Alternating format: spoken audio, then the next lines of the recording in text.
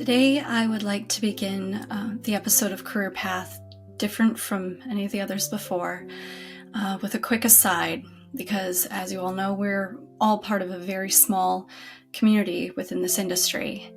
And I'm sure, as most of you know, within the last couple of weeks, we have tragically lost two incredible people who were part of this community.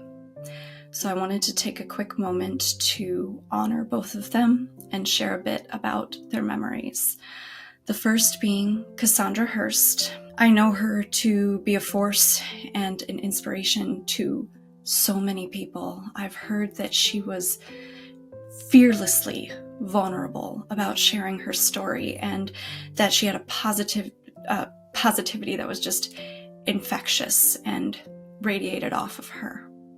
And losing her is an incredible loss, not only to this community, but to the world.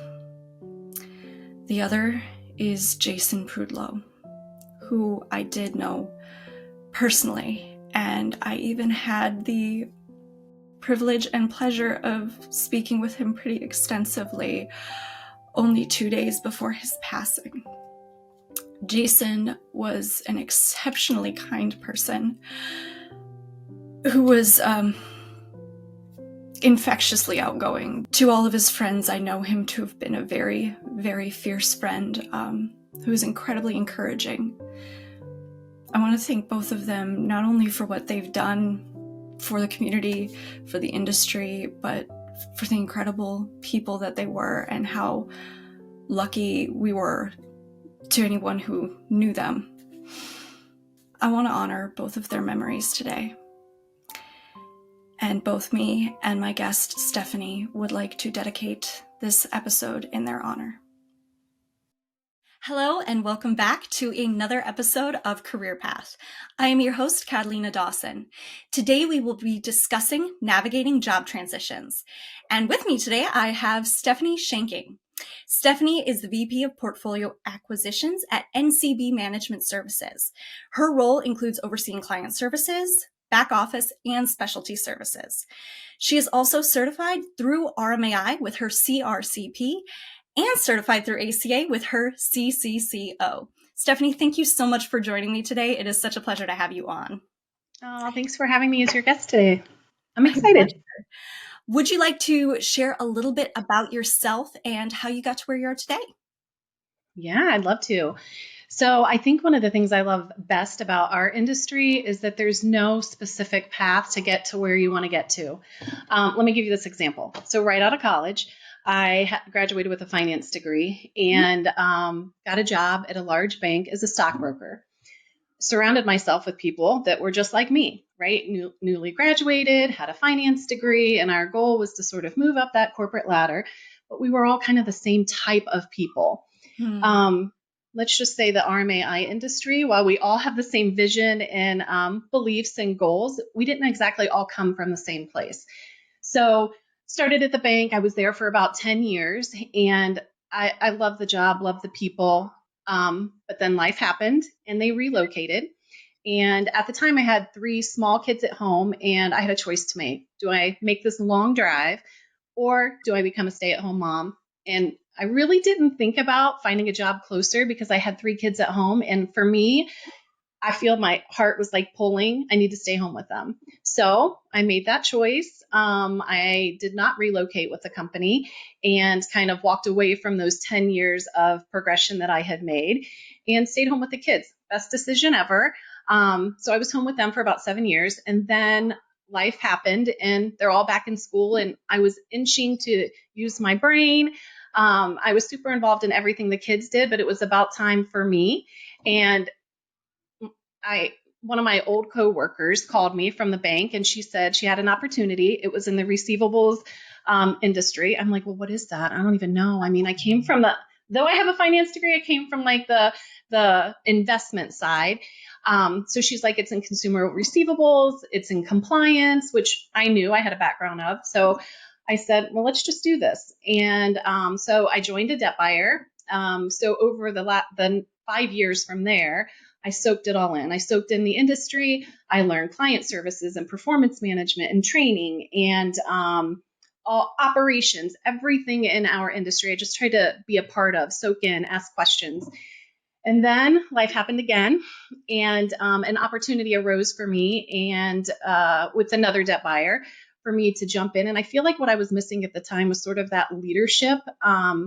So I made the jump. I made the jump to a company that literally, when I think about it, the way he was able to maneuver his company through growth and change with such grace, I knew I landed in the right place. So I soaked all that in. I soaked in the best thing, my best takeaway is the people always in the leadership. When I think about how people felt there when I was there, and I know still to this day, he had the ability to empower, to make us feel responsible, included, all of those things that are so important to leadership. And my coworkers became my family. Now that's true with everywhere I've been, but for having only been there for a year and a half and to have them feel like family almost immediately, and still right now, that's what it's all about. And then life happened again. Oh my It gosh. just keeps happening, right? It just keeps happening. Yeah. So I got a phone call with an amazing opportunity, which is where I'm at today with NCB Management. A job that engages me, it challenges me. I have an amazing mentor. And I'm at a place where I'm constantly learning and growing. And that's what it's about. To me, that's what it's all about. So that's how I ended up here. I love it. I love the team, and I just love being part of family. I mean, that is to me the most important. We spend so much time at our jobs. So for me, that's what I'm looking for. And I feel blessed enough in every job I've ever had to have that. And yeah, so that's kind of my story and how I got here. Thank you so much for sharing. You have a great past to share. I love how passionate you are about your family. And, they say life is what happens when you're busy making plans. So it will just keep Yes. happening and happening. And of course, in there, I also noticed you made several different job transitions, which is exactly what we're talking about today. So I want to start with discussing some common misconceptions about job transitions, because I know you and I had a little bit to say about this. For sure. I think, Catalina, for me, one of the things is job transitions do not have to be negative. They're not, I mean, there are quotes on LinkedIn that we see where people are leaving bosses, not companies. And I mean, I think on rare occasion that might be the truth, but I personally like to believe that people are making job transitions for personal growth, for development, for opportunities. How lucky am I to actually say that I have loved every job I have had? And that is the truth. I have loved every company. I think part of a job transition that is important for somebody to do is to make sure that they are researching the company that they're going to. That is very important. You can look at a job description, you could look at a job title, but what is the company? What do they believe in? What is that something that you believe in? How many jobs have we all turned down because we looked at it and we're like, I don't feel like I would fit there. So I think it's super important to recognize that job transitions don't have to be negative. They just oftentimes they're quite honestly the opposite. Yeah, and personally, that resonates with me so much. So I started in this industry with a company called Prodigal. I love Prodigal. To this day, I love Prodigal. I know I'm not with them anymore. I believe in them. I loved my team there. When I chose to leave, it was exactly what you said. I saw an opportunity. And it was because in my position at Prodigal, I was the events manager. So I did all of we did like 30 something events a year. It was crazy. Oh It was goodness. a very full-time job. And then I was also kind of a client liaison where I got to travel around, talk to our clients. I loved what I did. I absolutely loved it. And I struggle with a great word to say it, but in a way I was pigeonholed, but I don't want to say pigeonholed. Yeah. because I loved it. Mm-hmm. But that's what I did. And it was kind of just one sector of marketing. And when I got this opportunity to work with Adam Parks and Branding Arc, Mm-hmm. the doors just opened. I would Yes. be doing events, I would be talking to clients, but I would also be getting to work more with marketing deliverables and design and building websites and overseeing a bunch of different things and also getting to dip into sales. And I was like, wow, what an incredible opportunity for me to stretch my legs and learn more. And Yeah. I have absolutely loved the transition and still hold so much love for my previous job. So, Yes. So yeah. same. Sometimes you'll often hear me, I feel like when people ask what my story is or whatever, I kind of describe them using my hands now like a circle, but sometimes I'll say it's like a trivial pursuit pie piece, right? Yeah. And so I feel like the job that I'm currently in, that was my missing pie piece. My pie, not to say Mm. our pie is ever complete. I think we should always be learning and growing, but it was the piece for me that was like missing. I feel like now I have my operations, I have the compliance, I have all those pieces, but I still want to learn and grow, right? Yeah. So, speaking of, one of the things that has impacted me my entire career, I think has followed through from the time I was 21 years old, graduated, and got my first job, is at that big bank. One of the things that they had was called Kaizen money. Do you know what Kaizen means? I do not. No, I know it's Okay. Japanese, though, right? It is. It is. So it's just about constant improvement. Change is good. But how we recognize that was the company empowered everyone from the CEO all the way down to the reps on the phone. Everyone was involved in Kaizen. And what that means is if you notice a way to make things better, if you notice a way to make a change, and not just if the company implemented it, but if you were really thinking about how can we make things better? Could you imagine if everyone around us was thinking that way instead of just doing their job? But if they were always had that in the forefront of how can I make things better? If we Mhm. all thought that, oh my gosh, what an amazing company. So that's exactly what Fidelity did. So what I love about that is I've carried it on through everywhere I've been at. I've sort of always had that mindset of um, Kaizen, constantly changing. Change, I think sometimes people get scared, right? So they don't do it because they're unsure or fearful. Change is hard. So that's sometimes why people don't do it. But that's when you learn and grow. And I will tell you, when I left the company before coming to NCB Management, I had a conversation with my son who was training to be a SEAL at the time. And I loved my job. I loved the people. I loved everything. And I constantly saw him challenging himself and pushing himself and growing. And he made one comment to me that I swear has impacted me. Well, it will forever impact me. But he's like, Mom, we're not built to be on cruise control. We're not built to just stay. God didn't make us that way. That is not, our bodies aren't made. Could you imagine if we just never moved our body? Yeah. So it's change is good. It's hard, but it's good. It's how we grow. And I think if we can adapt that philosophy in everything, I think we'll be good. We'll do good. And so if you and I can change the perception out there of, job transitioning is negative when it's not. Oftentimes we're just leaving a piece of our family behind, but we always take them with us. Hmm. Yeah. Absolutely. I love it. That quote from your son is fantastic. Yeah, your body is Mm, not supposed to just be in cruise control. And no. you also made me think of another saying, and I'm blanking on what the actual quote is, but it's something where like the threshold of where you feel uncomfortable is where you actually change. It's something along Mm, that. But yeah, when you feel uncomfortable, it's because you're yeah. changing. It's because Oh you're my gosh. challenging yourself. So true. Yeah. So, on that note, let's discuss some of the crazy challenges that come along with transitioning jobs. Yes. I feel like I've done this twice now in the call it last 5 years. And I think some of this also just comes with age, right? Like, I'm not sure. I would have loved to have known this at 25, 26. But it's one word, and that's just being intentional. For me, I think it's an action word. I think we need to think about it.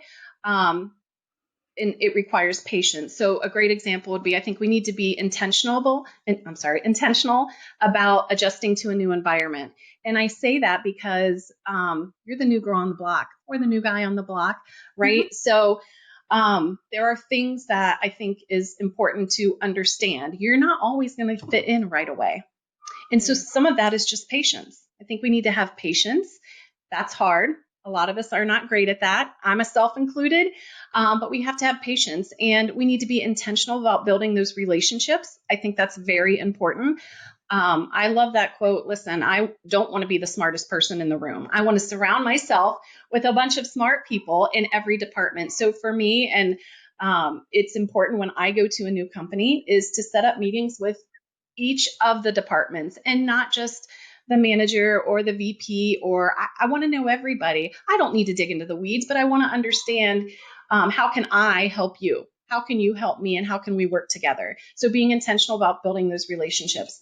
I also think the hybrid work environment can be difficult to be intentional about respecting people's time, including your own. And I'm working on that because it's a balance thing. But I think being intentional about responding to emails and doing it promptly. How you do that at the beginning of a job sets the tone of sort of, is she going to reply to this right away? Where does she put me in her list of priorities?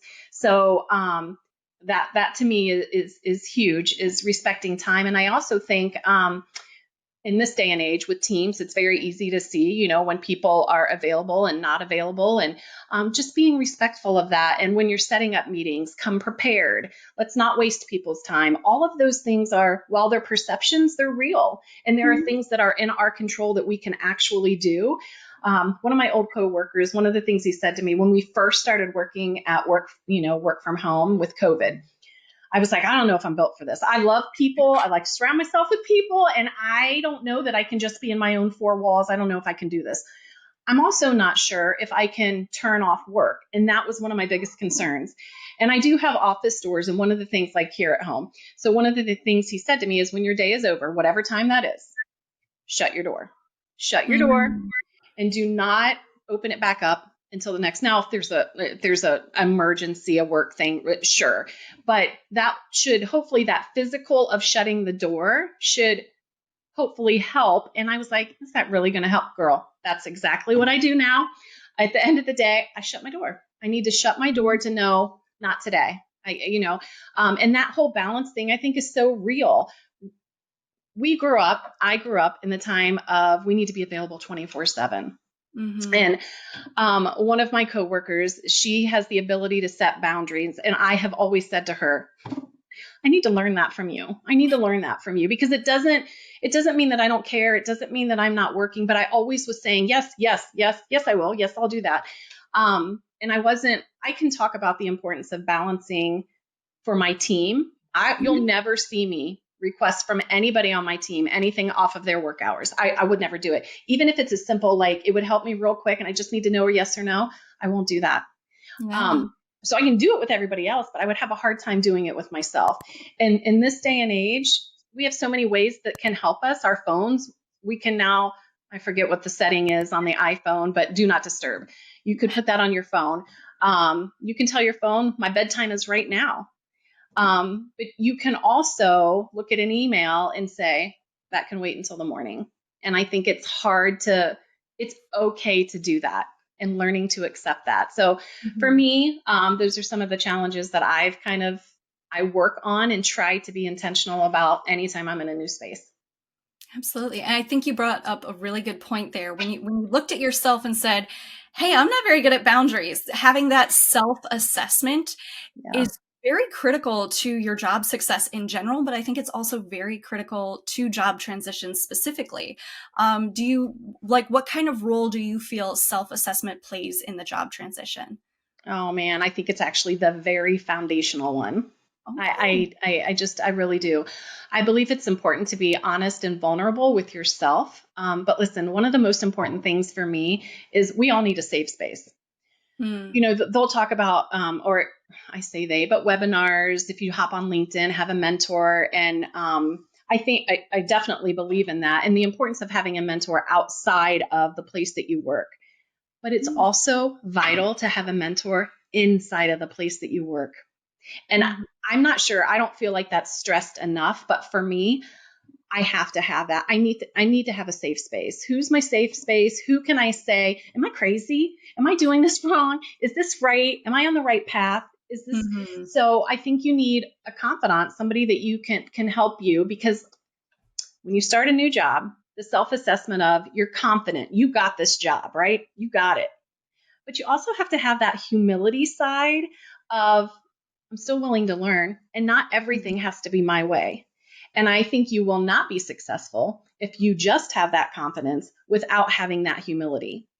Mm-hmm. So for me, I think self-assessments are vital. I think most people have probably read. Have you read Catalina James Clear, Atomic Habits? Have you read that book before? No, I do have the book and it's on my to read list, but I mean, I have a stack of books to read right now. So is Girl, it make that that one good? of make that one of your next ones. It Okay. is, because it gives you little actionable steps. Well, that's actually what the entire book is about, doing little things repeatedly over and over. But there's a quote from there. I'm probably going to get it wrong in some way, but it's every action we take is a vote to the type of person that we want to become. And that Mm-hmm. is so true. Every little thing that we do, from what we eat and put in our bodies, right? That's going to who we become. From how we think, if we're constantly telling ourselves negative things, that's how we're going to act, to how we do things. Very simply, I'll tell you, my son also, the military one, also was telling me about a book. I think it's a short read. I've not read it, but it starts with, it was some like 5-star general that talks about making your bed every day, the importance of making your bed and what that does for your mindset, and how that sort of sets just that day, right? Mm-hmm. Just that day, but it ends up being every day. And so those little steps that you just take sort of define who you are. And that so true. Like Yeah. for me, yeah, so That true. makes me think of there was a quote on Facebook that I shared the other day that was very similar, and it said something like, "What you read this year, the people you hang out with this year, is going to Mm, define who you are in the next yes, 5 years." Because that's your education, your health, your like you said, so true. surrounding yourself with smart people. It will Hmm. define who you are eventually. Yeah, So it's very yeah, important. Well, yep. Stephanie, unfortunately, that is all the time we have today. I know it went by Okay, so fast. it I want to did. thank you so much for joining me, sharing your experience, your insights, and everything. Thank you so much. It's a pleasure to have you. Oh, Catalina, I appreciate you. I appreciate you reaching out, asking me to do this. It's been great. So thank you so much. Thanks. And to our listeners, if you have any questions, comments, or topics that you would like to see us discuss, please leave them in the comments below. We will try to get to every single one of them. And thank you all again for joining us today. We will see you in the next episode.